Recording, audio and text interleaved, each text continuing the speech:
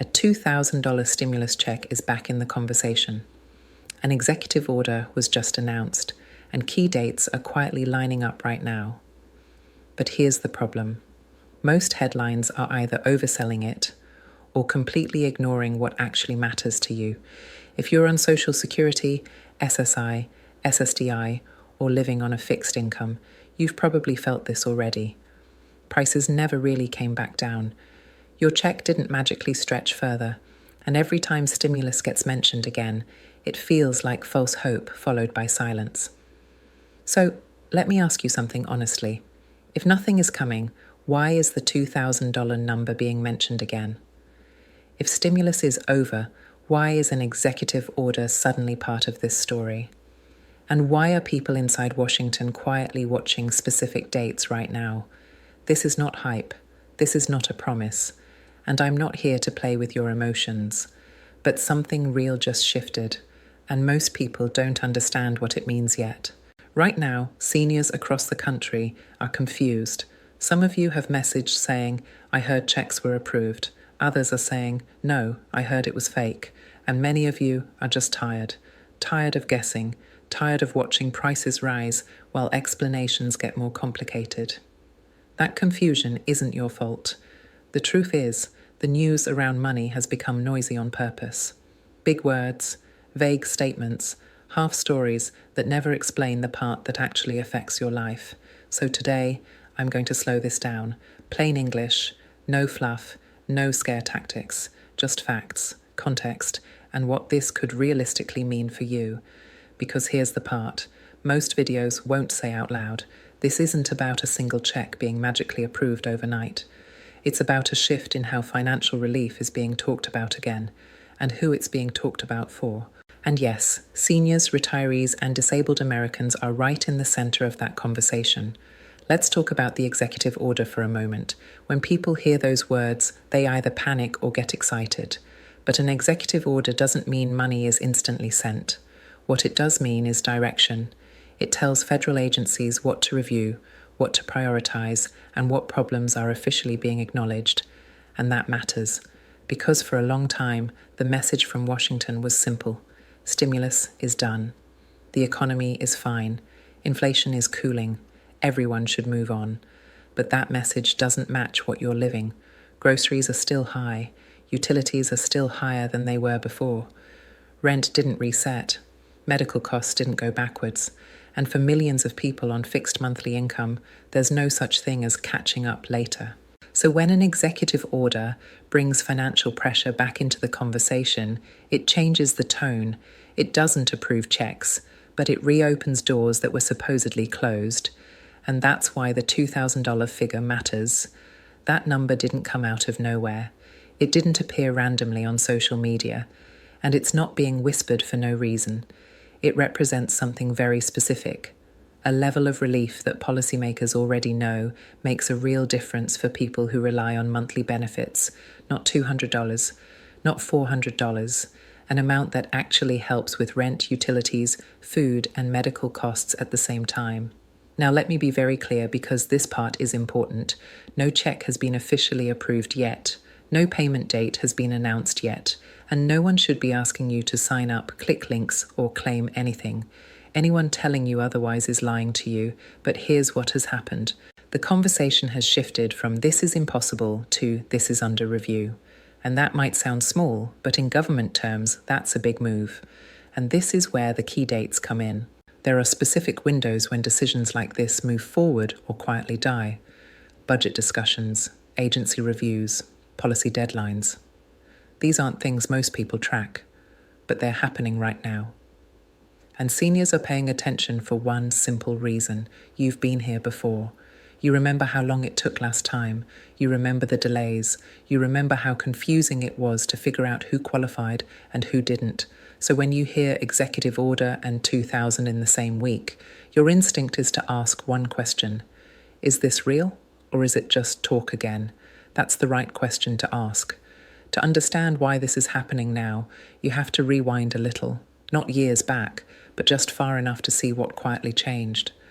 For a long time, the message from Washington was firm. Stimulus was over. Emergency payments were a thing of the past. The economy was said to be stable enough that direct checks were no longer needed, and on paper, that story sounded clean. But in real life, especially for seniors, retirees, and people living with disabilities, that story never matched reality. Costs didn't reset, monthly checks didn't suddenly stretch further, and the gap between what people receive and what they actually need kept getting wider. That pressure never went away, it just stopped being talked about. Behind the scenes, agencies like Social Security, Treasury, and budget offices continued tracking the same data you feel every month: rent burdens, medical cost increases, food inflation, utility spikes. All of it shows up clearly when you look at fixed income households. So why is stimulus talk resurfacing now? Because the numbers forced the conversation back open. When financial strain reaches a point where routine adjustments are no longer enough, policymakers have two choices: ignore it publicly and manage the consequences later, or acknowledge it and start reviewing options again. That's where the executive order comes in. An executive order does not create money, it doesn't print checks, but it does something just as important in the early stages. It directs federal agencies to formally review conditions, evaluate existing tools, and report back on what can be done under current law. In simple terms, it turns a problem into an official assignment, and once that happens, silence turns into paperwork, data turns into recommendations, and ideas that were considered off the table quietly come back into discussion. This is why that executive order matters, even though it doesn't mention a check amount on its own. It signals that financial pressure is being acknowledged again at the highest level. Now let's talk about the $2,000 number, because this part confuses a lot of people. That figure isn't random. It didn't come from a rumor page or a comment section. It comes from past relief models that showed a very specific result. When payments were too small, they didn't solve real problems. They delayed them. People still had to choose between bills, still had to put off medical care, still had to rely on credit. But when payments reached a certain threshold, they actually reduced missed rent, utility shutoffs, and food insecurity at the same time. Policy analysts know this. Budget offices know this. And so do lawmakers, even if they don't say it publicly. That's why when relief is discussed again, the conversation doesn't start at a few $100s. It starts around an amount that actually moves the needle for people living on fixed income. Now here's another critical detail that hasn't been explained clearly in most headlines. This discussion is not centered on the general workforce. It's not about tax refunds or employment incentives. It's focused on households that don't have the ability to earn more when costs rise. That means seniors. That means Social Security recipients. That means SSI and SSDI households. When inflation hits working-age earners, some can adjust hours or change jobs. Fixed-income households don't have that option.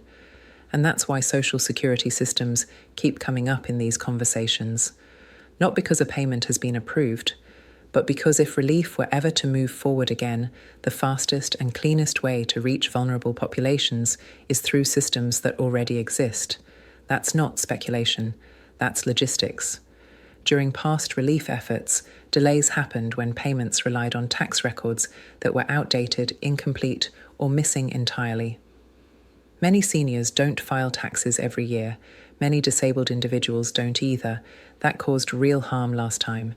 So when agencies talk internally about future relief models, they talk about avoiding those mistakes. They talk about direct systems, monthly benefit records, verified recipients. Again, this does not mean anything has been finalized, but it explains why this conversation looks different than it did in the past. Now let's address the timing, because timing is everything here. This didn't happen randomly in the middle of the year. It's happening during a period when agencies are reviewing budgets, forecasting future obligations, and evaluating what happens if costs remain elevated. There are windows when ideas get studied, and windows when they get ignored. Right now we're in a review window. That's why you're hearing careful language, not bold promises, not loud announcements, but phrases like under consideration, being evaluated, and reviewing options. Those words don't mean checks are coming tomorrow, but they also don't mean nothing is happening. They mean the door is open. And when that door opens, attention shifts to who is most affected and how quickly help could reach them if a decision were made. Now, this is where everything stops being abstract and starts becoming personal. Because if anything were to move forward, the people most affected wouldn't be politicians or headlines. It would be you, seniors, retirees, disabled Americans who depend on a fixed monthly check and have no margin left when prices rise again. If you're on Social Security Retirement, SSI, or SSDI, you already know how tight things feel. Your payment arrives. You pay rent or the mortgage. Utilities come next. Groceries after that. And whatever is left has to stretch for medicine, transportation, and emergencies. There's no room for surprises. That's why the $2,000 number matters so much in this conversation. Not because it's guaranteed, but because it represents relief that actually reaches the pressure points people are dealing with right now. A payment like that isn't about luxury. It's about catching up. It's about clearing a utility bill that keeps getting delayed. It's about paying for prescriptions without choosing which ones to skip. It's about giving breathing room, even if only temporarily, and policymakers understand that. When agencies analyze financial stress, they don't just look at averages, they look at what happens when income is fixed and costs are not. And the data is clear. Seniors and disabled households feel inflation longer and harder than anyone else. Now let's talk about how this would work if anything were approved, because this is where a lot of misinformation spreads.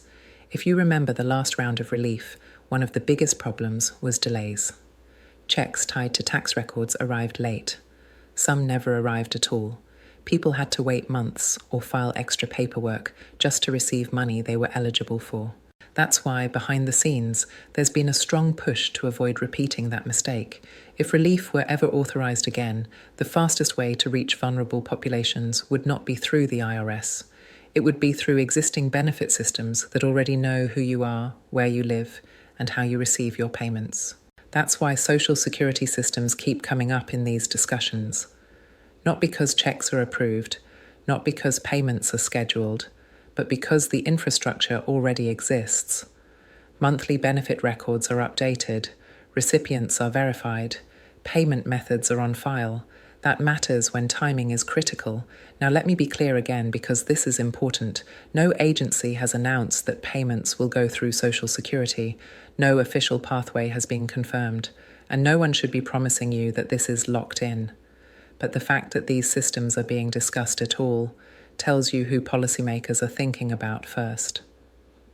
Now let's talk about key dates, because this is another area where rumors explode. You may hear people throwing out exact days or weeks. Ignore that. Real government decisions don't work that way. What actually matters are decision windows. There are periods when budgets are reviewed, when agencies submit reports, and when recommendations either move forward or quietly get shelved. Those windows are happening now. That's why attention is increasing.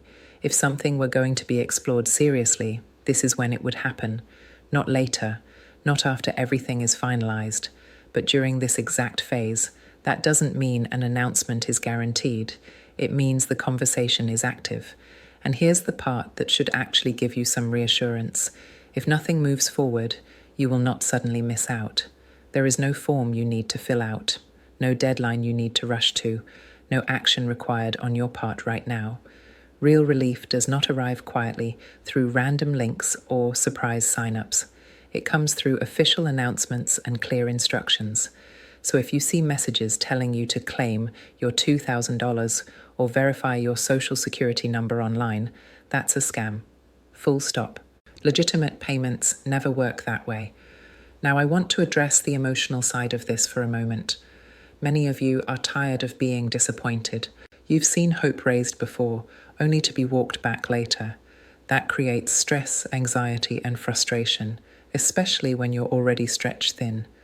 That's why it's important to stay grounded. Hope doesn't mean believing everything you hear. It means understanding what's actually possible and what's not at each stage. Right now, what's possible is review, discussion, and evaluation. What's not possible is a check magically appearing next week. Both of those things can be true at the same time. So here's where things stand right now. And this is the part I want you to hear calmly and clearly. Nothing has been approved yet, no payments have been scheduled, and no one has missed out on anything. What has happened is that financial pressure on seniors, retirees, and disabled Americans is back on the official radar. An executive order has reopened review. Agencies are evaluating options, and that's why you're seeing serious discussion again instead of silence. If anything moves forward, you will not have to chase it. You won't need to apply. You won't need to click links. You won't need to claim money online. Real announcements come publicly. Real payments come through official systems. And you will hear it clearly when, and only when, something is decided. Until then, the smartest thing you can do is stay informed and protect yourself from noise. Ignore exact dates from social media. Ignore anyone asking for personal information. Ignore headlines designed to scare or excite you without facts. You're not behind, you're not missing anything, and you're doing the right thing by getting clear information before reacting.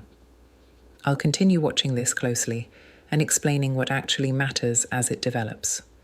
If you want to stay updated with facts, not rumors, make sure you're subscribed so you don't miss the moment when something real changes. Until then, take care of yourself, stay steady, and remember, being informed is your strongest protection.